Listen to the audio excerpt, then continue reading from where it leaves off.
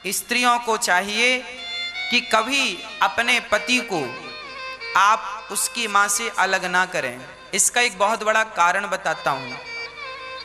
यदि एक स्त्री अपने पति से कहे, सुनो जी, माँ की सेवा क्या करते हो, माँ तो खटिया पे ही मलमूत्र करती है, हमें तो बड़ा घिन आती है, दुर्गंध आती है, और तुम अपनी माँ की सेवा, निकाल दो इसे, निकाल दो। यदि बेटे ने पत्नी की बात मान ली और अपनी माँ को घर से निकाल दिया तो क्या होगा? तुम दोनों पति पत्नी घोर नरक जाओगे। और यदि पत्नी का कर्तव्य क्या है वो समझा रहा हूं। यदि पति कहे, आपका पति कहे कि सुनो हमारी माँ, अब हम सेवा नहीं कर सकते अपनी माँ की, नहीं की जा रही है, बुढ़ापे में बड़ा किचकिच होता है। यदि बेटा कहे, पति कहे कि मैं माँ की सेवा नहीं करना चाहती, तो पत्नी का धर्म यह है कि वो ये कहे कि ये आपकी माँ है, भगवान है, तुम्हारा मलमूत्र साफ किया है इसने, अब इसे जरूरत है तो तुम इसका साफ करो। यही तो कर्तव्य पूरा हुआ। हम तुम्हारी विपत्ति के समय काम आए तो तुम हमारी विपत्ति के समय काम आओ, यही तो जीवन है। अब ये छोड़िए कि हमने तो आपकी भरपूर मदद की, पर जब आपको मदद करने का समय आया तो आप भाग गए, तो क्या यही धर्म था? याद रखना मेरी माँ, यदि तुम्हारा पति तुम्हारी सास की सेवा नहीं करता, अर्थात तुम्हारा पति अपनी सगी माँ की सेवा नहीं करता, तो तुम्हारा पति घोर नरक में जाएगा और उसके संग संग तुम भी जाओगी, क्योंकि तुम अर्धांगिनी हो। इसीलिए आपको अभी मजा आ रहा है ना कि चलो सेवा से छुट्टी मिली, छुटकारा मिला, पर इसका परिणाम बड़ा भयानक होगा। पति कौन है? पत्नी कौन है? अरे सच्ची पत्नी वही है जो अपने पति को पतन से बचाए। पत्नी की परिभाषा क्या है? आज मैं पत्नियों की परिभाषा बोल रहा हूं। पत्नियों की परिभाषा क्या है? आप भी मेरे संग बोलेंगे तो सेंटेंस याद होगा। जो अपने पति को, बोलो, जो अपने पति को, बोलो एक बार, जो अपने पति को पतन से बचाए उसे पत्नी कहते हैं, है ना? जो पत्नी अपने पति को पतन से बचा ले वही पत्नी सच्ची पत्नी है। मैं गलत रास्ते पर चला गया तो मेरी पत्नी मुझे पकड़ के लाएगी कि आप गलत हो, माँ की सेवा करो, ये तुम्हारा धर्म है, तुम नहीं करोगे तो कल हमारे बच्चे कैसे करेंगे? अब दोनों पति पत्नी एक सी बातें करने लग जाएं कि नहीं करते सेवा, अच्छा चलो छोड़ दो, तो तुम दोनों का क्या परिणाम होगा? इस परिणाम पे कभी डिस्कस किया? तुम्हारे बच्चों का तुम्हारे प्रति क्या भाव होगा, कभी इस पे विचार किया? कर लो, इस विचार को भी जरूर कर लो, क्योंकि कर्मों का फल भोगना पड़ता है। आप अपने पति का यदि भला चाहती हो तो उससे कहा करो कि तुम अपने सारे कर्तव्यों को ईमानदारी से निभाओ, कर्तव्यों से भागने की जरूरत नहीं है। पत्नी की मां की सेवा भी करो और खुद की मां की सेवा भी करो।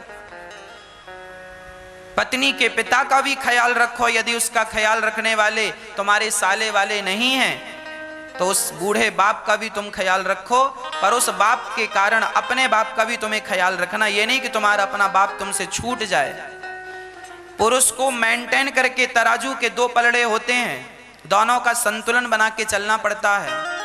एक कर्तव्य नहीं है तुम्हारा, पुरुष के सामने बहुत सारे कर्तव्य होते हैं, पुरुष के सामने बहुत सारे धर्म होते हैं, और वही सच्चा पुरुष है जो सारे कर्तव्यों को ईमानदारी से करता हुआ, सबको संतुष्ट करता हुआ आगे अपने गंतव्य की ओर बढ़ता रहे। सबका ख्याल रखना है। यहाँ गौरी गोपाल वृद्धाश्रम में 180 माताएं हैं, 180 में से 180 माताओं का ख्याल रखना हमारी जिम्मेदारी है। किसी एक माँ को हम बहुत प्रसन्न कर लें और एक माँ से हालचाल भी ना पूछें, ये तो गलत हो जाएगा। हमारे लिए तो सारी माताएं एक सी हैं, एक पलड़े पर हैं सारी, सभी के प्रति वही सम्मान, सभी के प्रति वही प्रेम, सभी के प्रति वही भाव होना, यही हमारा धर्म है। पुरुष का यही धर्म होता है कि सबको लेकर चले। अर्थ यही हुआ कि पुरुष स्त्री लंपट ना हो जाए। यदि पुरुष स्त्री लंपट हुआ तो तराजू का एक पलड़ा बिल्कुल झुक जाएगा।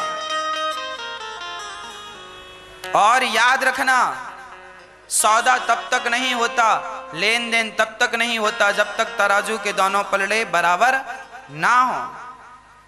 1 किलो आलू खरीद रहे हो ना आप, और आलू का पलड़ा हवा में लटक रहा है ऊपर, और वो कहे साहब ले लो ना और डाल, और 2-4 आलू और आएंगे इसमें, डाल बराबर कर। 1 किलो अभी कहाँ है, कम है आलू, तब तो हवा में झूल रहा है, और वो बांट वाला पड़ला तो नीचे पड़ा, बराबर आने चाहिए, और डाल, हाँ और डाल। अब कोई सोना खरीदने जाए और सोने का 10 ग्राम का उसने बांट रख दिया, और यहाँ सोना 5 ग्राम है और सोना तो ऊपर लटक रहा है वो पलड़ा, वो कहे तो सोनी जी की साहब ये हो गया ले लो। अरे अनाज, हमें मूर्ख समझ रहे हो, बेवकूफ बना रहे हो, हमें बेवकूफ ना बनाओ, बराबर करो और डालो, सोना और आएगा। बस संतुलन होना चाहिए, जिसे कहते हैं संतुलन। पुरुष को चाहिए कि वो अपने घर में संतुलन करके चले। पत्नी की भी सुनना चाहिए, पर सिर्फ पत्नी की सुनना चाहिए ये गलत है। माँ की भी सुनना चाहिए, पर सिर्फ माँ की सुनना चाहिए ये भी गलत है। माँ की भी सुनो, पत्नी की भी सुनो, बच्चों की भी सुनो और पिता की भी सुनो। एक पक्ष, एक की तरफ ना झुक जाना। कई बार हमने ये भी देखा है कि बहुत सारी माताएं भी ऐसी होती हैं जो अपने बेटे को अपने अधीन करके, है मेरा बेटा है, बहू तू क्या बोलेगी, चुप रह, मेरा बेटा मेरा, हाँ तेरा बेटा है, तो बहू का कोई अधिकार नहीं है, अर्धांगिनी है, 50-50 है। बहुत सारी माताएं ऐसी हैं जो बेटों को कहती हैं जो मैं कहती हूं वही करना, जमा जरा अपनी पत्नी को जो 2-4। बहुत सारी सासें ऐसी भी होती हैं जो अपने बेटे से कहवा कहवा के, सुलगा के आग, और अपने बहू को पिटवाती रहती हैं अपने बेटे से, वो पीटता रहता है। बेवकूफ एक नंबर का। एक पक्ष नहीं साहब, हमारे भारत का कानून जो है ना, दुनिया का कोई भी कानून उठा के देखिए, आपको दोनों पक्ष सुनने होते हैं, है ना। आप अपनी पत्नी की भी सुनो और अपनी माँ की भी सुनो। जो पुरुष होता है ना वो राजा होता है। राजा मतलब आप अपने घर के राजा हैं, और जो राजा होता है ना, राजा की जिम्मेदारी है कि वो अपनी प्रजा को न्याय दे और अपनी प्रजा को सुखी रखे। तो राजा की प्रजा कौन है? आपका जो पति है वो आपके घर का राजा है। आपके घर में जो भी पुरुष है, चलो आपके दादाजी अभी जिंदा हैं, दादाजी हैं, तो उस घर के राजा दादाजी हैं। दादाजी को न्याय करना चाहिए। अब ये ना कि दादा, बहुत सारे लोग ना अपने बेटों का पक्ष लेते हैं। जैसे पति पत्नी में लड़ाई हुई, केस गया सास ससुर के पास, दादाजी के, दादाजी बैठे, हाँ भाई क्या हुआ बहू, दादाजी इन्होंने ये कह दिया। अब उसने कहा ना मैंने ये नहीं कहा। तो दादा, बहुत सारी जगह तो ये देखने को मिलता है कि पिता अपने बेटों का पक्ष लेता है, माँ अपने बेटे का पक्ष लेती है, और बेचारी बहू अलग थलग हो जाती, उसके पक्ष में कोई नहीं रहता ससुराल में। सास को लगता है बहू गलत है, ससुर को लगता है बहू गलत है, पति को लगता है बहू गलत है। अरे भाई, सब लोग एक ही तरफ बोलोगे तो उसकी तरफ कौन बोलेगा? इसीलिए सरकारी वकील होते हैं, जिसकी तरफ से कोई केस नहीं लड़ता, सरकारी वकील उसके पीछे उसका केस लड़ता है। मतलब कोई तो हो ना तुम्हारा पक्ष रखने वाला। इसीलिए रिश्ते तब टूट जाते हैं जब व्यक्ति अकेला हो जाता है। इसीलिए कभी अकेले ना होने दिया करो। यदि बाप बेटे का पक्ष ले तो सास को बहू का पक्ष ले लेना चाहिए। यदि बेटे का पक्ष मां लेती है तो पिता को बहू का पक्ष ले लेना चाहिए। और पक्ष लेकर, भले बेटा गलत है या बहू गलत, कौन गलत है, किसकी लड़ाई, पति पत्नी में सबके घर लड़ाई होती है और तुरंत एक भी हो जाते हैं। इसीलिए उस समय एक का पक्ष लेकर और न्याय कर दो। बेटा समझ समझ के चलो, छोटी छोटी बातें होती रहती हैं। यदि सारे बेटे के पक्ष में चले जाएंगे और बहू को गलत ठहरा देंगे तो फिर आगे चल के नुकसान होता है ना। वो विचारधारा बन जाती है कि मेरे पक्ष में तो कोई है ही नहीं, फिर वो अपनी माँ को फोन, मेरी तो माँ मेरे पक्ष में, मेरा तो पिता मेरे पक्ष में। ससुराल से जब कोई सपोर्ट नहीं मिलता तो स्वाभाविक है कि मायके का सपोर्ट मिलता है, और बाद में फिर चिल्लाते हो कि मायके में 1-1 घंटे बात करती है बहू, माँ से बात करती। अब तुम बात करोगे नहीं तो बात तो करेगी वो, इसीलिए बहू से बात किया करो, बहू से भी जरा उसका हाल चाल पूछा करो, है ना। हर बार ना बहू गलत होती है, ना सास गलत होती है, ना पति गलत होता है, ना पत्नी।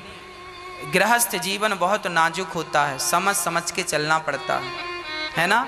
कई बार हमारी गलतियां नहीं होती, फिर भी हमें सॉरी कहना पड़ता है, उठक बिठक भी लगानी पड़ती। कोई बात नहीं, रिश्तों को बचाने के लिए झुकना पड़े तो बाल्टी कुएं में उतरती है ना, तो झुकती है तो भर के आती है।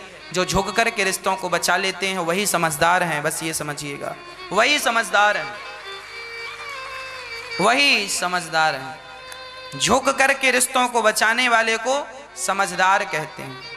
अकड़ के खड़े होने से अच्छा है झुक जाओ। सब कह रहे हैं आपकी गलती है, हाँ चलो मेरी गलती, सॉरी अब नहीं करूंगा गलती, हो गया अपराध, क्षमा करो, खत्म करो बात। अब वही बात, कल की बात आज फिर महीने पुरानी बात आज क्यों डिस्कस करना। नई बातें करो, कुछ नया सोचो, पुराना डिलीट कर दो। लोग पुराने के चक्कर में पड़ के नया समय खराब करते हैं।